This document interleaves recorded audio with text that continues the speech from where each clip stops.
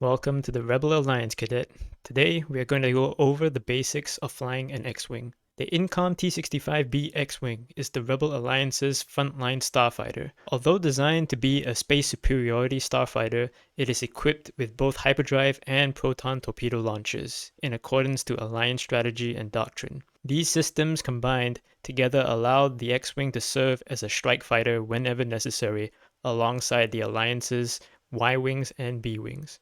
First off, we need to get your controls sorted out. Depending on what controllers you choose to use, we need to ensure you have your keybinds set.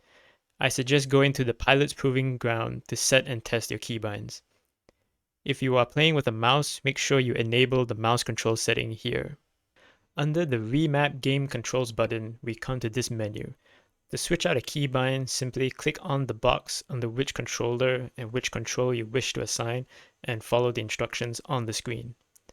For the purposes of this training exercise, I will be giving extra recommendations for those using a joystick, as I personally use a Logitech Extreme 3D Pro. Some controls that I highly recommend you have on your joystick buttons are Target My Attacker, Target Closest Enemy, Select Target Ahead. Other keybinds I would also recommend, if you have extra keys on your joystick, should include Cycle Laser and Shield Power Settings, Select Next or Previous Craft, Cycle Shield Direction settings. By default, your X and Y stick axes will control your pitch and yaw, whilst your rotate stick axis will control your roll. I personally switch the yaw and roll axis controls to make the X-Wing fly like a normal fixed-wing aircraft, but this is just a personal preference and a warning to those who have never played X-Wing before who are coming over from a traditional flight sim. Your throttle controls your speed, but be warned, your speed will be determined by not only your throttle position, but also by how much energy is assigned to your engines. By default, your energy management system keybinds are F9 and F10. By pressing these keys, you divert power from your engines into your lasers and shield generators, respectively. By repeatedly tapping these keys past their maximum recharge rate, it will reset them to 0. It is, however, possible to keybind another set of commands to decrease the recharge rates without needing to cycle past the maximum value. By default, your laser and shield recharge rates will be set to maintenance mode, meaning that no charge will be lost except to usage. You can increase your recharge rates past the maintenance mode to recover energy in these systems over time.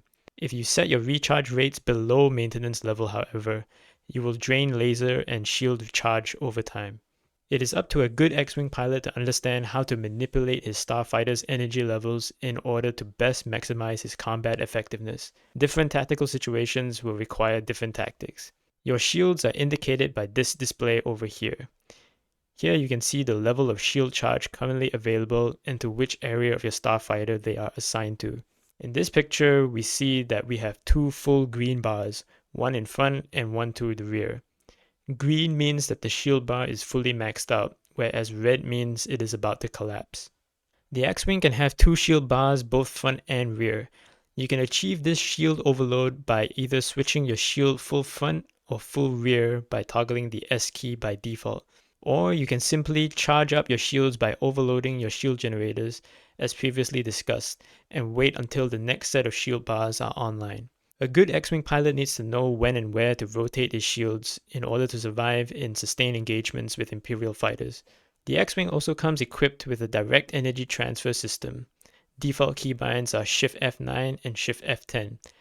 This feature allows you to transfer laser charge or shield charge back and forth directly from the cannons to the generators, or vice versa. The X-Wing comes equipped with 4 laser cannons mounted on large S-foils. Take note that these cannons will not work unless the S-foils are open. Because the cannons are mounted so far apart on the X-Wing, hitting targets is not as straightforward as it may seem. There are several ways a good pilot can deal with the wide spread of the cannons. One is to just be a good shot with whatever cannon is currently charged, and aim accordingly by offsetting your aim according to the cannon placement. The second way is to link your cannons, either twin-linked or quad-linked, as to saturate your firing arc, thereby increasing your chances to score a hit. To switch firing modes, the X key is the default keybind. There is also a third option available in the menu, which is the bullseye convergence. This is a completely optional setting and comes down to pilot preference, but I would usually recommend trainees to either use the twin linked or quad linked setting combined with the bullseye convergence setting. Lasers have two states of charge, nominal and boosted. Although it is recommended to have your lasers boosted at all times, this may not be possible given circumstances. Just remember that it takes 2 boosted laser shots to down a TIE fighter, but takes 3 if you're only using nominal charge shots. The X-Wing comes equipped with 2 Proton Torpedo tube launchers, capable of carrying 3 warheads in each for a total of 6 torpedoes. These launchers can also be fired either single fire mode or dual fire mode. Torpedoes are excellent long-range standoff weapons. They are designed to give the X-Wing a heavy strike capability against larger targets like starships and space stations. If you do find yourself in a pinch, these torpedoes can be used against enemy starfighters, but you will find that their effectiveness is quite limited as TIE fighters are fast and nimble and can easily evade torpedoes. Targeting computer displays vital tactical information on whatever target is selected.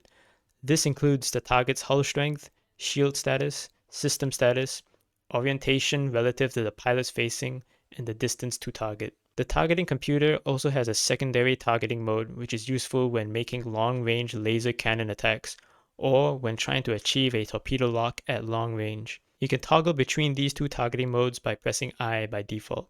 The targeting computer is also capable of storing preset targets that can be accessed with the use of a single button. By default, this is set to Shift F5 and Shift F6, but take note that you can add more targeting profiles to the computer by setting more keybinds in the control setting. Because space is 3-dimensional, your sensor systems are adapted to provide ease of information without a static reference. You have 2 main sensor systems, one facing the front and the other facing the rear. Icons on the sensor display the position of targets in relation to your current facing. Let me provide a real-time demonstration. So here I have TIE Fighter Alpha 1 selected into the targeting computer. You can see it highlighted in front of my screen. Now on the front view sensor, located on the left-hand corner, you can see that there is a TIE Fighter symbol that's also highlighted. This is the target that's currently corresponding to the TIE Fighter on the sensor. Now if I move the X-Wing off to the right, you can see that the selected TIE Fighter on the sensor starts moving in relation to our facing. So since we moved to the right, the TIE Fighter is now moving off to the left of our field of view, hence that's why it moves to the left of the sensor. Now if I do the same by pitching down, you can see that the TIE Fighter is off to our top and is corresponded to the top of the sensor. So what I'm going to do now is I'm going to demonstrate how the rear view sensor works by pitching up here.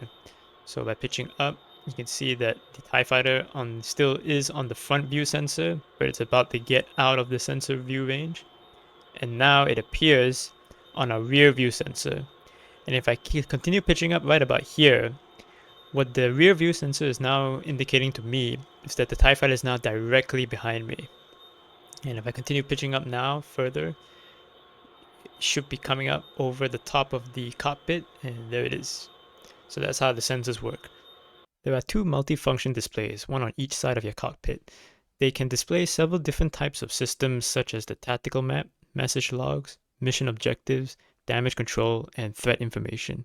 The default keys to access these systems on the multifunction displays are as follows. Last but not least is your Hyperdrive system, which is default keybinded to the H key. Activate your Hyperdrive once you have completed your mission objectives to return to the fleet. Or, if the situation has deteriorated so badly that withdrawal is the better course of action, you can use your Hyperdrive to withdraw and regroup. Armed with this knowledge, I'd recommend playing through the first set of historical missions which can be accessed via the hangar.